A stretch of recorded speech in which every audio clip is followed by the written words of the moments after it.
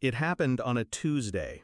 The break room was full. Laughter, crumbs, plastic coffee stirring sticks. Then the door opened. Daniel, the manager, cheap suit, cheaper smile, walked in with two security guards flanking him. Everyone went quiet. Then he said it. "You're done here. Clean out your desk." No explanation, no warning, just a smirk and a condescending pat on the shoulder, like I was a dog being put down. Someone gasped. Someone else whispered, "What happened?" I didn't answer. I looked Daniel in the eye, saw the flicker of satisfaction when I didn't protest. I picked up my box, walked out. Not a word. Because some storms don't start with thunder. Some start with silence. I had been with that company for 11 years. First in, last out. I trained half the people in that room. And for what? To be thrown out like garbage. No meeting, no reason. But I knew. I'd been watching the way Daniel looked at me for months, like I was a threat he couldn't explain. He didn't like that I knew how the place really worked, where the cracks were, who covered them. He didn't like that I had influence. He wanted control. And to get that, he needed to cut the roots. So he did. Publicly, cruelly, and stupidly. Because what he didn't know, what none of them knew, was that 3 weeks ago, I'd started a conversation, a quiet one, with someone who owned more than just a few shares, with someone who wanted to sell. I didn't plan it out of revenge, at least not at first. It started with a chance meeting at a networking event, a drink, a handshake, a question. Have you ever thought about acquiring smaller operations? They had. I listened. Then I said one thing.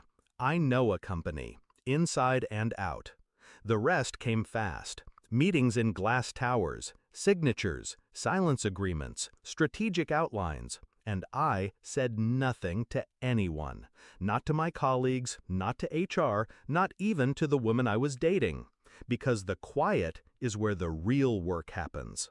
By the time Daniel fired me, the deal had already been finalized. He just didn't know it yet.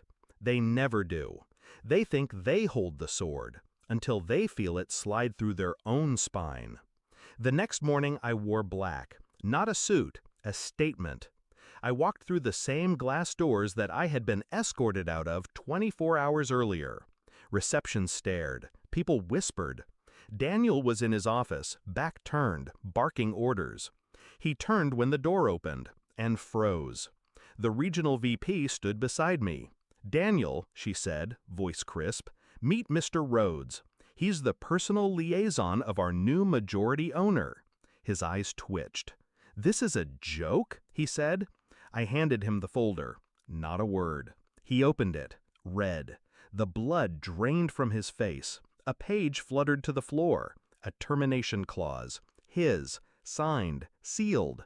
He looked up at me, mouth trembling. I smiled. Small, calculated. "Now," I said, "clean out your desk." We walked him out together. Poetic symmetry. The same security guards. Only this time, I led. Every face in the office turned toward us. Some didn't bother hiding their grins. Daniel tried to speak, tried to plead, but his words were soft, hollow, useless. Because I wasn't angry. I wasn't loud. I was done. And that scared him more than anything. Outside, as the cold air bit at our skin, he turned to me. "You planned this. You used me." I stared at him. "No. You fired me. I just remembered who I am."